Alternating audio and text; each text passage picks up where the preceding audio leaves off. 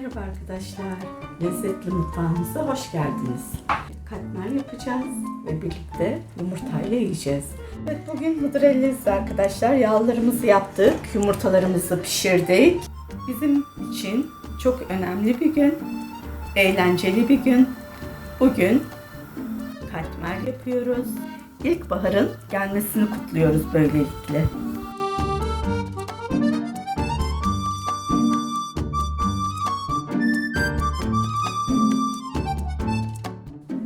Katmerimizin malzemelerini sayıyorum. 5,5 bardak un, 2 bardak su, 1 tatlı kaşığı tuz, ara katlarına sürmek için eritilmiş 200 gram tereyağı. 5,5 bardak unumuzu karıştırma kabına alıyorum. 2 bardak suyumu ilave ediyorum. Tuzunu ilave ediyorum. Yoğurmaya başlıyorum. Hamurumuz ele yapışmayan yumuşak bir hamur olacak.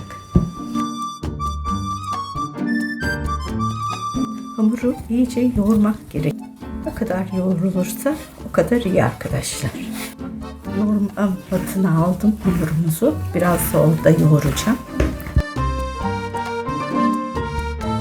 Evet arkadaşlar, ele yapışmayan yumuşacık bir hamur elde ettik.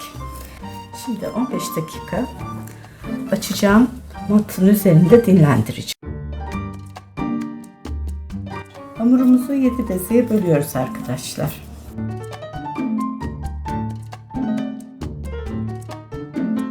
Hamurumuzu 7 bezeye böldük. Şimdi üzerini streçleyip tekrar 5 dakika dinlenmeye alıyoruz. Evet arkadaşlar, bezelerimiz dinlendi. Şimdi açıp yağlamaya başlıyoruz.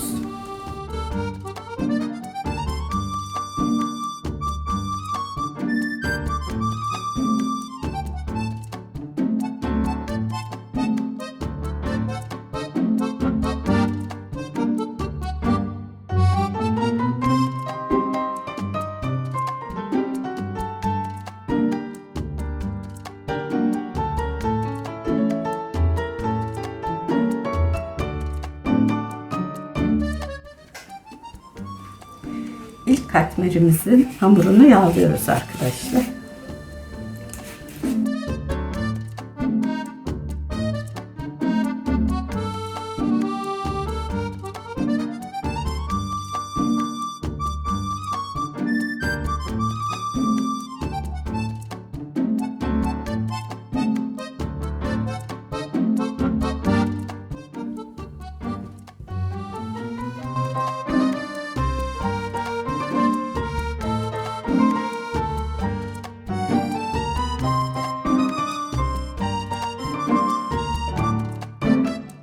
Katmer hamurlarımız buzdolabında dinlenmeye gidiyor.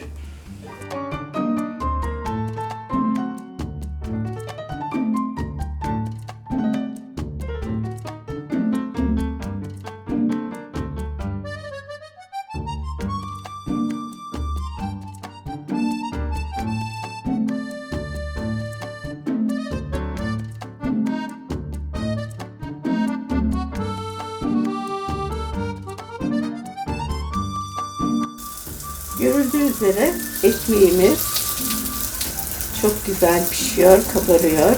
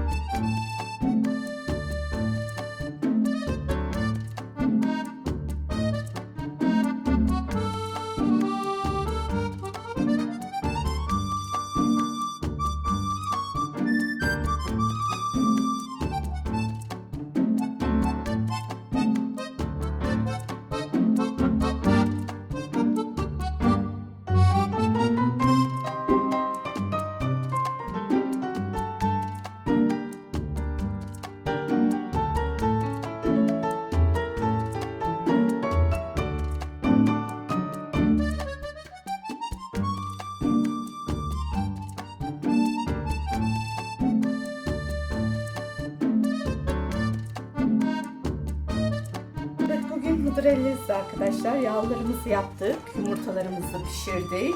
Yumurta tokuşturmacı. Yeşil soğanlarımız hazır. Merhaba arkadaşlar. Nasılsınız bakalım? Bugün çok güzel katmerler yaptık. Şimdi tadım aşamasına geçiyoruz. Heyecanla bekliyorum. Ablam yine harikalar yaptı bugün.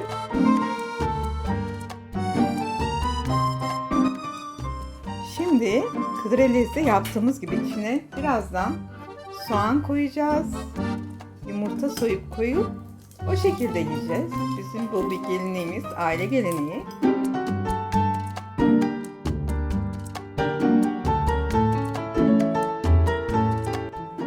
Ablam yine harikalar yarattı. Harika bir yaptı ve Hıdrellez'i kutladık arkadaşlar. Şimdilik bize afiyet olsun. Yapıp yerseniz sizlere de afiyet olsun. Biz birazdan ailecek bu güzel gözlemelerin tadına bakacağız. İnşallah siz de yapar ve sevdiklerinizle severek yersiniz arkadaşlar. Bugünlük de bizlerden bu kadar. Sağlıkla, sevgiyle, huzurla kalın. Hoşça kalın arkadaşlar. Bay bay. Hoşça kalın. Kanalımıza abone olup beğenmeyi, dostlarınıza tavsiye etmeyi de unutmazsanız çok seviniriz arkadaşlar. Hoşça kalın. Bay bay.